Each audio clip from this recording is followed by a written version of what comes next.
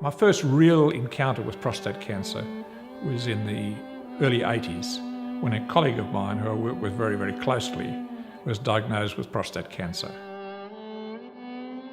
He was at that time about 50 years of age, and he in fact died 5 years later of prostate cancer. I have seldom seen such bravery in an individual. I was with him the day that he was told he was going to die, and he insisted on continuing on a project we were working on together. Enormous bravery, great guy, but he suffered immensely in the last weeks of his life. It was just heartbreaking to see how an active, intelligent, very capable individual went downhill to be a skeletal wreck and then died.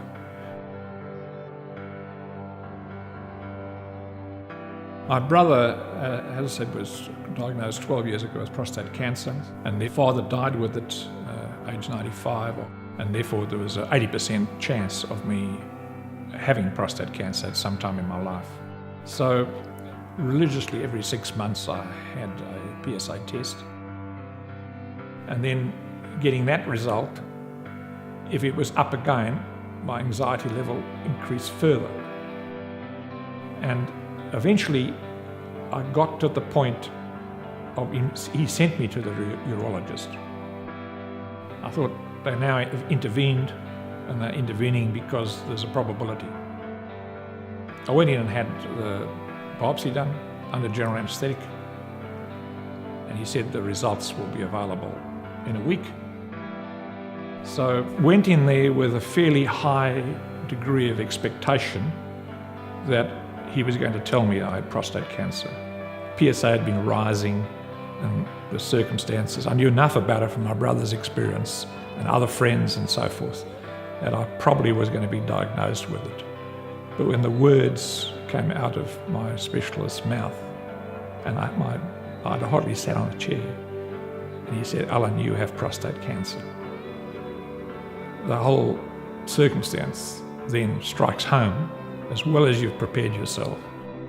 Flashbacks to the 80s when my friend and colleague Doug was diagnosed, and all the bad things that happened to him near the end of his life flashed into my mind, and I thought, God, am I having to go through that path? Surely there's a way to get on top of it.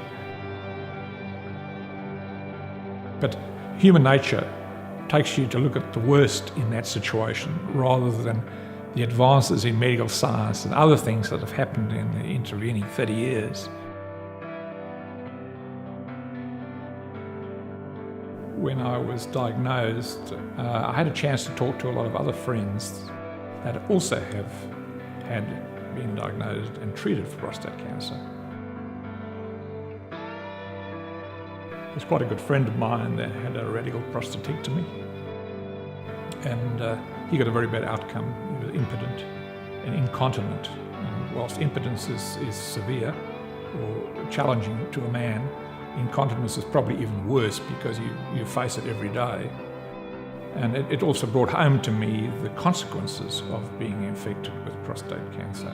You have to wear pads or the like, and it's really debilitating. So that had a lasting impact on me.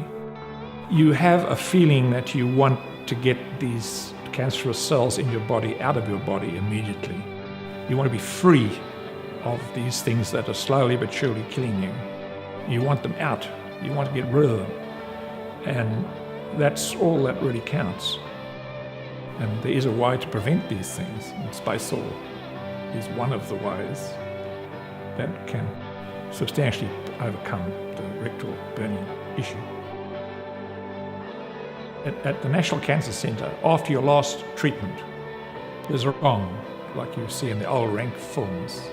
And the tradition has it that you bang the gong. And I did that.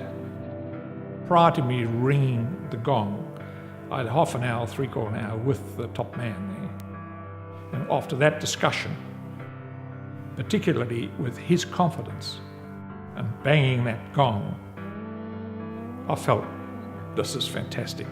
I made the right decision. The cancer cells were gone, and I was free of the disease.